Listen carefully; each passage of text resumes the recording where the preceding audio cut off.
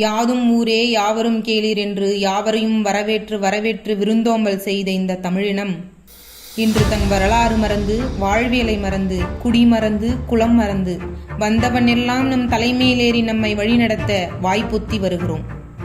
5000 வருடத்திற்கு முன் படைக்கப்பட்ட பழம்பெரும் இலக்கிய நூலான திருக்குறள் 2000 வருடம் பழமையானது என்று சொல்வதே போய், அதிலும் அவ்வித்து அழுக்காறு உடையானை செய்பவள் தவ்வையை காட்டிவிடும்.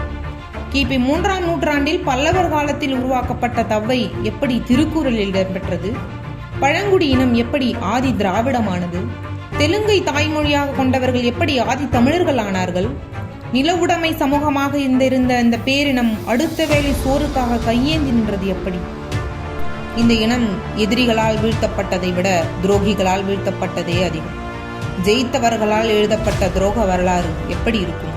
இதில் சான்றுகள் வேறு.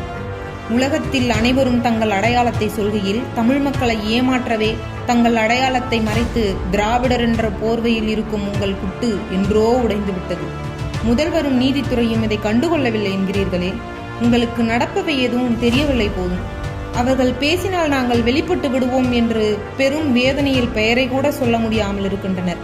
ஒரு கூட்டம் என்று பேசி வருகிறார்கள். ஆனால் நீங்கள் சொன்னீர்கள் பார்த்தீர்களா, அவங்களை கவனித்து வருகிறோம் என்று. ஆனால் சீமான் என்ன பேசுகிறார், நாங்கள் என்ன பேசுகிறோம் என்று கூட உங்களுக்கு தெரியவில்லை. உங்களுக்கு ஒரு தகவல். சீமான் பற்றியான 5ஆம் தமிழ் சங்கத்தின் விழியத்தை பார்க்குமாறு கேட்டுக்கொள்கிறோம்.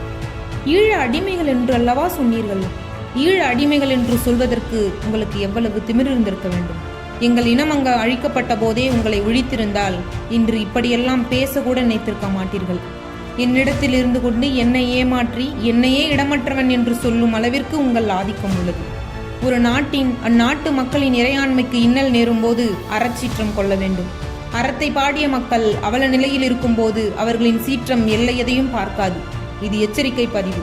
ஒரு இனத்திற்கு ஒரு நாடு. இனியும் உங்கள் சாயம் இங்கு பலிக்காது. இது தமிழ் மண், தமிழர்களின் மண். வரலாறை மறந்து வாழ்விழந்தது போதும். விழிப்புணர்வுகள் தமிழினமே. இழிவாய் இருக்கும் நிலை இனியும் வேண்டாம். துரோகத்தால் விழுந்தது இதுவரை போதும். யான் பெற்ற இன்பம் பெருக இவ்வையகம் என்றவர்கள் ஏதுமற்ற இனமாயிருப்பது முடியட்டும். தமிழ்மொழி ஆட்சி ஏறட்டும். தமிழர் எழுச்சி பெறட்டும். இது சத்தியயுகம். சத்தியம் வெல்லும்.